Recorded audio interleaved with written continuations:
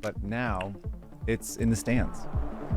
We knew for a long time that things were heading this way in Italian football. And I think the deeper question then is, how is it that this very small group of people were able to take such control?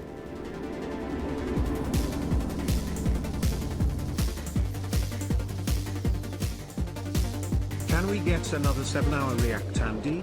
Bro been live for a work day still in the intro. Now, you've probably seen The Sopranos, or Goodfellas, or The Godfather.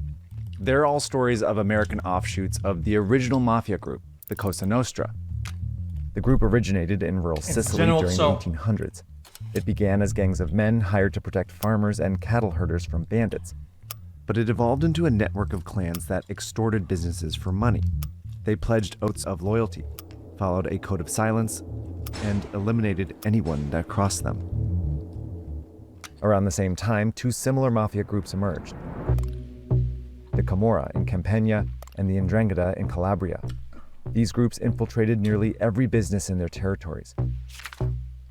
A 2015 study found that in two regions in southern Italy, the mafia was likely responsible for a 20% fall in their GDPs, and probably responsible for more in Sicily, Campania, and Calabria. Eventually, the mafia groups expanded into Italy's major cities, where they competed for territory. What do you think? Even clans within the groups fought each other. In the 1980s, warring Cosa Nostra clans left over 1,000 people dead, including judges, journalists, and civilians. This is crazy. I mean, guys, I'm not watching this. This is a crazy video. The group was...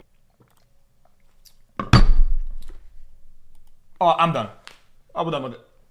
No, next. I don't care. Call me pussy. I don't care. I'm a pussy bitch ass. You guys actually want to watch this video, really? To a more subtle strategy. It used control of key ports to smuggle in drugs, especially cocaine, and establish lucrative trafficking routes into Europe. Then the Ndrangheta laundered this drug money through legitimate businesses, everything from hotels to restaurants to convenience stores, then sent some of the profits back to the main group, who invested in more businesses. Rinse and repeat. The Ndrangheta used this model to spread farther than any mafia group ever dreamed of. It established power bases in major cities, especially Milan.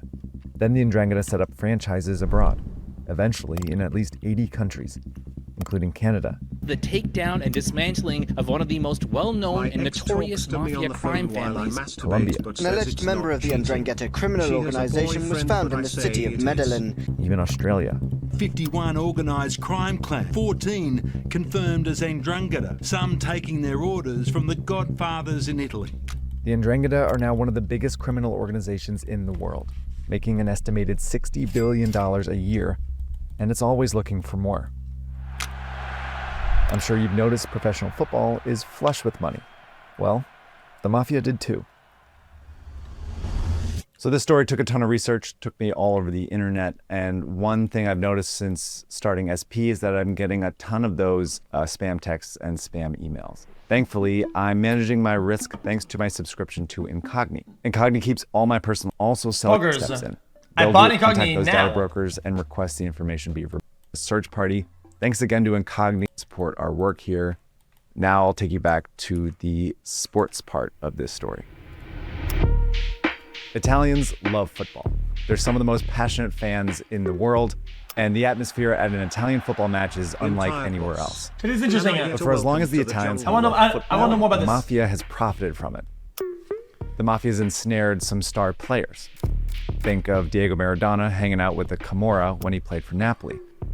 The mafia are also behind Italy's countless match-rigging scandals. In the 1990s and 2000s, the mafia even started to own some football clubs. Camorra clans owned 2 clubs in Campania, and Ndrangheta clans owned at least 4 in Calabria. These were small clubs. This is a precious game. Some people are dying on their deathbed.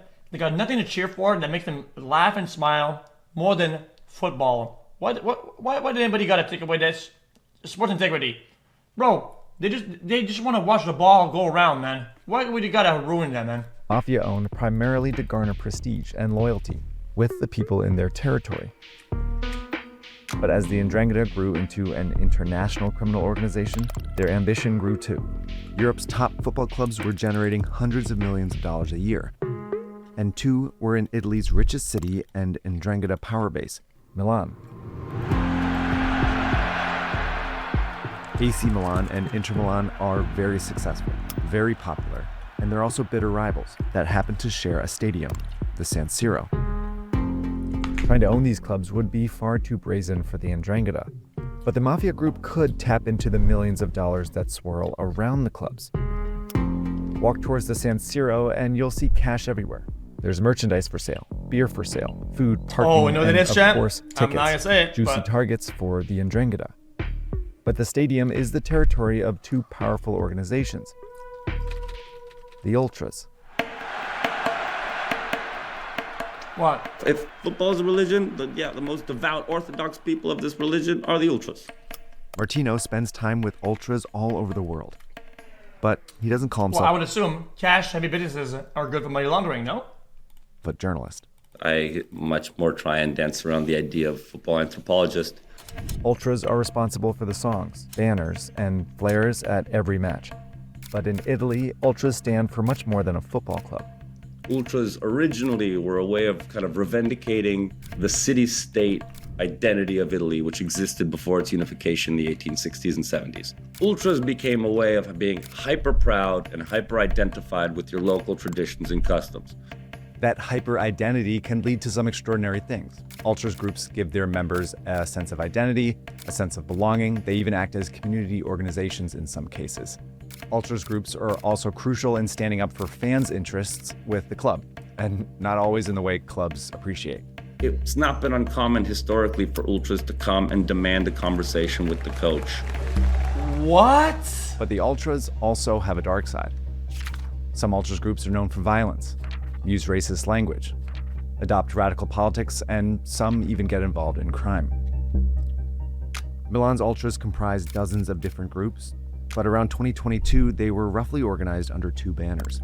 AC Milan's were known as the Curva Sud, and Inter's were known as the Curva Nord. Yo, Each was led by we have the chance as fans to have the luxury of being able to watch history in the making, watching the ball be kicked back and forth.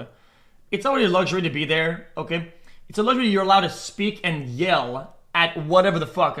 But dude, to interfere in a way, I mean, I wouldn't even call yelling people interfering if you're yelling at the guy doing a corner kick. But interfere to the point where you make the guy go there and do it. Come on, man. a Let the powerful ball boss. get kicked around, man. The Ndrangheta's Buddy. plan was simple. Take control of the Ultras, then take control of the San Siro. I don't For understand. years, No, the you don't boss of understand Inter's that. Ultras was Vittorio Boiocchi. He was nicknamed the Uncle and was I'm the beloved only one who by gets his it. fellow You don't Ultras, get it. but he had also served 26 years in prison for drug trafficking, robbery, and kidnapping. As head of Inter's Ultras, Boiocchi added corruption. He got the club to give him thousands of free tickets, but instead of passing them on to his members, Boiocchi set up a network of scalpers to sell them for a huge profit, then pocketed the money himself. Around 80,000 euros a month, he once bragged, demonstrating just how easy it was for an Ultras boss to make money. But suddenly, in 2022, Boiocchi was killed. His lieutenants, including Andrea Beretta, then worked to elect Antonio Bellocco, a member of a prominent Ndrangheta clan.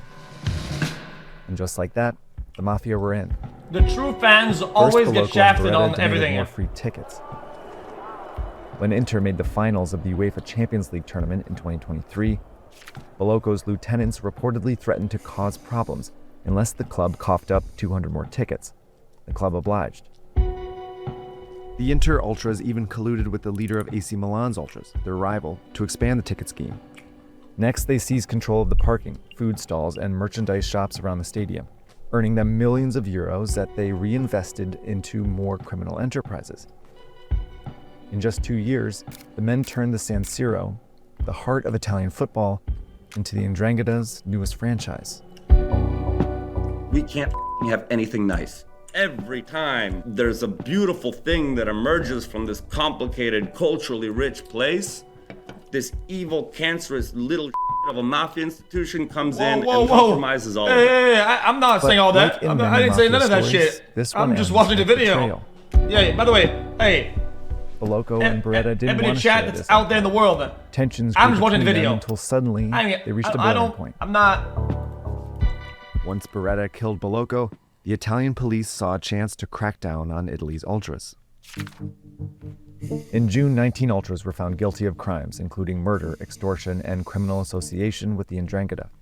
Beretta is not only guilty of murdering Bolocco, but he admitted to ordering the hit on Boyocchi too. After cooperating with police, he received only a 10-year sentence. The leader of AC Milan's ultras will serve 10 years too. Inter's manager and one player served a one-game suspension for having contact with some of these ultras. But the clubs received 50,000 euros each for, quote, the effect the scandal had on their reputation. Meanwhile, Italian police are investigating ultras groups in several Italian cities, and they have plenty of reasons to. In 2018, police discovered the 'Ndrangheta had infiltrated Juventus ultras. In 2019, the leader of Lazio's ultras was assassinated, and there continue to be allegations that some ultras groups of Napoli are linked to the Camorra. The scandal in Milan may be the last straw. It's put Italian ultra groups in a bind. Yo, on the one hand, they have the mafia. This is why NA football, American football, is more profitable than any EU, whatever the fuck, because nobody gives a shit. They play the ads, it pays the players, it pays everybody, and nobody gives a fuck about the actual game. They love the ads. They love this shit, and it pays everybody. You don't need nobody. The ads are actually good. The game sucks. We all agree to that, and it makes more money than all this shit, buddy. Who just Lock keep in. proving how Lock easy into it you. is to infiltrate them. Power corrupts. These people have completely compromised on the values of... Yo. I go see my grandma, whatever. The ads are playing, I'm locked in. The game starts, I'm out. I get the fuck out. I go get a Coke, I go to the computer, I don't give a fuck, I don't give a fuck. What I see as being an ultras, and they spoiled it for the rest of us. And on the other hand, they have the clubs, The game who are sucks, more than dude. eager to silence the ultras groups once and for all. AC Milan and Inter are reportedly rejecting hundreds of season ticket requests by ultras members. It's a hidden win, and that scandal actually serves very convenient to disempower fans. Also, and turn I'm not the- gonna be nonsense. I'm not gonna go to the economics again. Yes, it is true. NA football is more profitable than any club. Okay, except for one or two clubs, but the whole operation is more profitable for everybody. Everybody eats, buddy. into a much easier space for them to profit off of without active criticism. Now the critical voice is gone. And if it does speak up, you go, what are you talking about? You're a bunch of drug dealer mobsters. So scenes like these Wrong. Hey. We'll watch the video again. I don't give a fuck. I got all day. the kind Hey. that once defined Italian football, We'll watch the video will again, be buddy. the latest victim For of the the fourth mafia. time. But they won't be the last. Flanker. Okay, thanks for watching Research Party. We cover sports and geopolitics. If you haven't subscribed yet, now's your chance to. I'm doing a call out for stories. So Watch buddy. Listen, I watch all your videos, and I don't eat food when I watch them usually. I just watch them. I swear. Please don't ban me. Buddy, I had to eat food. Your video auto-played. It's not my fault. I watched it with the food. It's not a great react. I actually apologize for that, man. I love your videos, dude.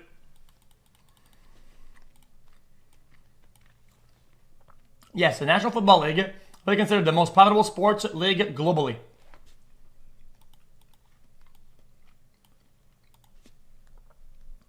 Anybody in chat? Yes, the whole world. Yes, because they have a communist-style revenue stream infrastructure that actually helps everybody. W commies.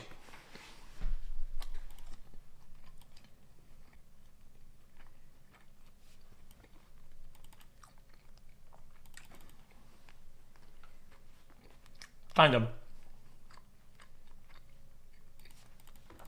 That was a joke, but the structure is kind of, but not really.